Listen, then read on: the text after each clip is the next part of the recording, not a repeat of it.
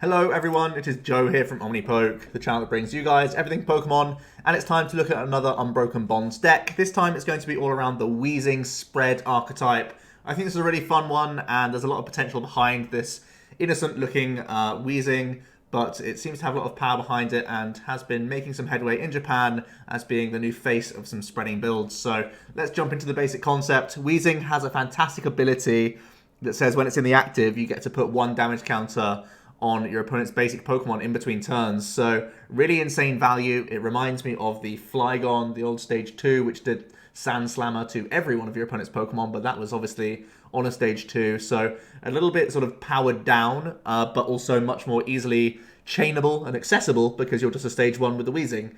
And his own attack is even a great selling point because he too has a similar flying flip style attack that we'll get onto in a moment as well. So he really does fit the shoes of being a spreading archetype all on his own, really, as long as you are able to use something like a Tapu Koko to get some prior damage on things. This Weezing is going to be spreading as well during the game, which is awesome. And obviously, he's a Psychic type, so we have Mysterious Treasure for consistency, and we have Spell Tags so that we can place some extra damage counters in certain positions to make life more awkward for the opponent, set things up for future turns and whatnot. So these spell tags add a little bit of flexibility towards the spread as well. So it's a little bit better to sort of keep certain things in range and out of range and make sure we can take prizes how we like. Obviously, we also have the Psychic Lele in here as well to have that late game push with Magikal Swap. But these spell tags can do some of the work for you, at least in certain situations against some non-GX decks that are trying to stay on a low bench size. We can try and use the spell tag for additional pressure throughout the game, which is pretty awesome. So let's move into the Pokemon. A pretty simplistic line, and I'm really enjoying playing no GXs whatsoever in this build. We're just going to have 4 copies of Tapu Koko. It's our optimal lead, and it has free retreat, obviously, and it's going to be a big flying flipper. We don't need to actually use this card all that much. Obviously, Weezing's the thing we want to chain as much as possible, but getting this as the opener is really important. That's why I'm trying to max out copies of this guy, because otherwise we'd have to throw in a few switching cards, which I'm not a big fan of. So having maximum Koko just gives us really good odds of starting with him, which is awesome. And just getting those initial flying flips going means that if we're going second, we can attack turn 1, which is obviously a big deal to get the flips kick-started. And also, it just means that, well, Weezing's attack, Flying Sludge, only does damage to things with counters already on them. So the Flying Flip's always the attack we try and go for as quickly as possible. From there, we have the new Koffing, which can confuse things, which is actually relevant for slowing people down if you happen to start him. And here is Weezing. He's a 120 hit point, Stage 1, Psychic type, with the ability Detention Gas. While this Pokemon is in your active, put 1 damage counter on all of your opponent's basic Pokemon between turns. So think of it as your own little Shrine of Punishment for everything that's a basic. And of course, we also have Shrine of Punishment in this list, so we're trying to double down and really put pressure on, especially basic GXs. There's a lot of new tag teams coming out from the set that we can really put a lot of damage on between turns with this Weezing, which is insane. And then we have the Flying Sludge attack for 2 Colorless. Again, similar to Flying Flip, we just do 40 and then 20 to each of your opponent's bench Pokemon with damage counters on them. So not quite as, good as Flying Flip in certain situations if they're benching new stuff on certain turns. So sometimes we will be going in between our Weezing and the Koko and whatnot, but if you have put prior damage on everything, the Flying Sludge is just better than Flying Flip overall. So pretty good overall. From there, we have 2 copies of the new Mewtwo. I'm a big fan of this card. I've been trying to splash it into all sorts of things, especially when we play Mysterious Treasures. He's very searchable, and one thing we don't want to do is end up with a dead hand. So after some opening turns of using, Cynthia's and Lillies and whatnot, we can use this Mewtwo to reset some extra supporters back on top of the deck. So if ever we get supporterless, we can try and get into Ball Search, put a Mewtwo down, and put a Cynthia for next turn back on top, because most turns we want to be, reloading our Weezings, getting extra special energies going and whatnot. So this Mewtwo is similar to having like a Tapu Lele GX. Obviously not as good on turn 1, so we have fewer outs to get out of dead hands in the opening turns, but Mewtwo will help serve the purpose in the mid-game, which I still think is a big deal for a deck like this. Then we're going to have 1 copy of the Psychic Tapu Lele. Magikal Swap is, of course, a great finisher for us. We're obviously going for the Psychic one because, again, we're playing Treasures, so it's much more searchable for us. And this is going to be the way that we sort of mop up a bunch of prizes all towards the late game. And then finally, I'm playing 1 copy of Larvitar, the second strike Larvitar. We're not playing Choice Band in here, so we do have to have more than 3 counters on things like Zoroarks and Pikaroms and whatnot, but I think they are big enough threats, and they're decks that play Acerolas anyway, so having a Larvitar as a more proactive threat means that your opponent can't really play around your archetype quite as easily. Especially things like Turbo Pikarom may end up just trying to go aggressive with one Pikarom in the active, just trying to swing, while our Flying Flips and Flying Sludges don't do much. Now we have the threat of Larvitar so that we could either, donk them if they are trying to be super cheeky, or at least, put pressure on things and force them to bench more stuff. So that's a really nice tech card. And fighting is still a really relevant type right now, so still a pretty interesting one-of to have that we can obviously recycle with stretchers as well. On to those items and stadiums then. Couple copies of Counter Catcher. Again, we're spread-based, so we will oftentimes fall behind in the prize trade, and we can try and trap things, which is a big deal. Buying us more turns of spreading is always great. And then we have a couple copies of Rescue Stretcher, recycling mainly the Weezing line, but also the potential to get back the Lele or the Larvitar is a big deal. Then we have the 4 ofs of Ball Search, Mysterious Treasure, and Nest Ball. We're not playing any Ultra Ball in here, which may be a little bit risky, but I think Treasure pretty much serves the purpose, seeing as though it can get us the full Weezing line and the Mewtwo's, whereas Nest Ball can get Kokos and Koffings, and also the Larvitar and the Fairy Lele, the Psychic Lele, so that's always going to be great for us. 4 copies of PokeGear 3.0. I think it's really nice for a deck that doesn't want to play Lele anyway, because it can really buy your opponent an extra turn. And all we're trying to do is let this sort of accumulation of damage tick over, so making the game go as long as possible is in our prerogative. So PokeGear can give us extra outs to supporters throughout the game, which is always a big deal.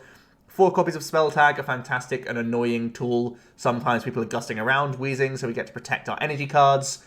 Sometimes they have to hit through your Weezing anyway if they don't have Guzmas and whatnot. And we get to place 4 counters on one of our opponent's Pokemon, or your opponent's Pokemon in any way that you like, actually. So, yeah, very, very flexible option there, which is awesome. And then 3 copies of Shrine of Punishment. Again, combining with that Weezing gets a lot of value. You could think about playing a full 4 count, but right now I'm sticking with the 3 copies because I like maxing out the Pokegears and the Ball Search. I think consistency is always something we want to try and maximize. So the Shrine, still a high count, trying to bounce the stadiums whenever possible, but not full 4, but still a reasonable number there.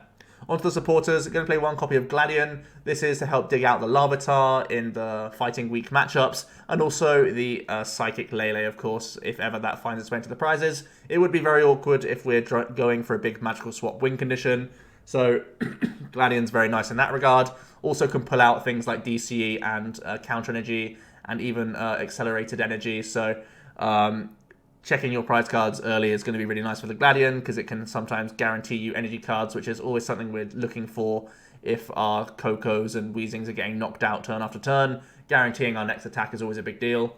From there, a couple copies of Guzma. I think alongside the 2 counter catchers, that's plenty. And then maximizing the counts of Cynthia and Lillie. Just 8 draw supporters, but we do have those PokeGears, don't forget. And also we have Mewtwo that will reset that Cynthia when we need to as well. So that's pretty reasonable overall. Trying to maintain a constant flow of hand refresh is going to be important, because again, recycling energies is the biggest deal here. Now we move on to those energy cards. Going to have 4 counter energy, obviously only usable as the 2 copies. Well, it becomes 2 units of energy when we're behind, but that's obviously enough for our Weezings and Kokos, and it's what we use with our Magical Swap Lele.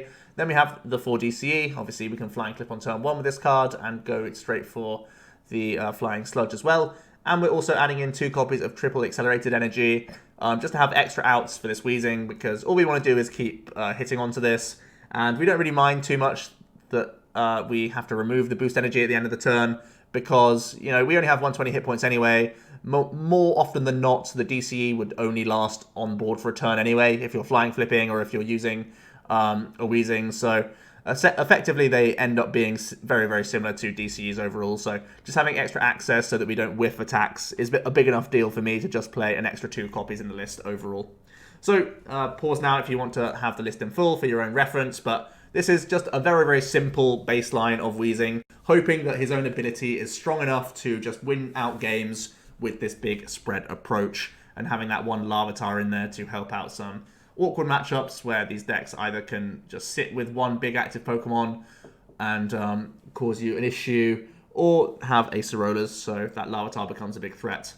So onto some tech options. Mew's actually one I've thought about for our own list. Obviously, Mew is a tech card that we are concerned about for other people. We can use our Weezing with Guzmas or counter catchers to knock out opposing Mews though, because they are weak to Psychic, which is a really big deal.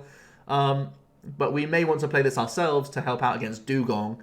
Dugong from Zoroark players is actually very, very scary because they can be spreading, two-shotting Weezings whilst also two-shotting Kokos and whatnot. So obviously they're limited to the amount of boost energies they have, but it's always scary to see Dugong. So potentially a Mew might be needed to be added into this list to improve that matchup. Let Loose is always something to bear in mind as well. We're currently not playing it, but when you're playing for treasures, it's always a consideration. Again, it's one of those things where maybe you can go for a counter catcher play and then Let Loose, hope that you can buy yourself a couple turns against your opponents when we try and trap something. That could be a reasonable option. A lower Muck could also come into the list. Obviously, shutting down opposing Mews is a big deal. Right now, I'm enjoying Mewtwo for consistency, but you may want to add in the Ditto Muck Grimer sort of package. When we're already playing treasures anyway, it should be pretty easy to find. And then one supporter that's sort of been in and out of my list has been Morty. I think it can really punish players from knocking out your Weezing. And again, it's all about, similar to the counter catchers and Let Loose and whatnot, if you can just choose cards out of your opponent's hand and make them have a slow turn, maybe use counter catcher alongside Morty and make sure that they don't have Guzmas or switch cards in their hand. Again, just buying yourself a turn here or there could be a big deal. And now that we have Mewtwo in the list, some one-of supporter cards seem a lot more reasonable now that we can effectively VS Secret back for future turns. So pretty nasty option for the deck if you want to try and slow down an opponent on key turns, which is a big deal. Onto the matchup overview. I think there are a few more awkward ones here. Beast Box is probably going away, but is also still really awkward just because they have that Stack Attacker, which can pretty much undo all the Flying Flip damage and the Weezing damage. Obviously, they still have Weezing's ability and Shrine and whatnot, but Beast Box oftentimes plays 4 of their own stadiums, so that's going to be very awkward. Sylveon also seems pretty awkward, the amount of heals they have, and they don't need to bench much very often. Quagnag also seems very awkward because they can just build up to Warlord attacks, and obviously they're mainly stage 1s. Zoroark Dugong I feel is awkward because of the spread that they can do against us, and they also have Acerolas and whatnot, and they'll probably have the Dugong active anyway, so even if we're trying to make Larvitar combos work, we need to try and do it alongside the likes of counter catchers and Guzmas and whatnot. Honchkrow feels awkward because they're going to try and just stall us out the game. Well, not really stall us out the game, but make the game go very short. The upside is we do have weakness on Honchkrow, but again, we can't use our energy cards. We can't use any of our counter energies, boost energies and whatnot unless we're using Guzmas and counter catchers. So that feels very, very rough as soon as they got Honchkrow out. Vikavolt seems pretty rough as well because they can be focused on just 1 or 2 stage 2 Pokemon. Once they get them into play, then we're not doing too much damage against them, and they have 150 hit points, which is awkward as non-GXs. And Whimsicott also seems pretty awkward. Yes, this time they are a GX at the very least, but they can also be playing some Acerola shenanigans here and there, and they're mainly stage 1s in the list as well. So all things sort of point towards some dodgy matchups, especially against some of these evolving cards, because effectively then you're just going back to a quad Koko based build because Weezing is basically doing the same thing, but with spell tags. That's the only real difference there. So my closing thoughts are that Weezing may end up being the new partner for Koko. I think it may sort of oust the Persimmon, especially because although there's still Zoroark decks out there, there's still Pikarom decks out there, the new influx of fire is, just a lot of matchups where Persimmon's useless, so it feels like it's much less valuable than previously in terms of being like a meta breaker. So Weezing may end up just being more potent and powerful in general matchups to the point where he becomes the more standard option alongside Tapu Koko for spreading. But the big issue is that we are so all in on spreading, and only really having Larvitar as like a backup attacker means that some decks will be able to play around you. As you saw with the matchup spread there, there'll be some that really are not phased by these Weezings at all, and will just have a field day against you. So definitely a little bit awkward. It's not all rosy for this Weezing, but I do think it can pose a threat to a lot of different archetypes out there. His ability is definitely strong. If Flygon's shown us anything, that archetype's been around where it didn't even attack, and it was all based on its ability a lot of the time, and using a Selgor to trap things with paralysis. So that was how it got the job done, and that was basically a stage 2 played for the ability alone. This time we have the ability alongside a reasonable attack that we've seen work on a basic already. So that spells really good news for Weezing. So I think definitely worth trying out. Let me know what you guys think about this list. Where is it going to fit on the tier list? Is it going to do better than Persimmon? Is it going to do a similar sort of role where it ends up being, like high tier 3, low tier 2 kind of territory? I'd love to hear it all down below. But for now, that's it for today's video. Come back tomorrow for another Unbroken Bonds deck. Cheers.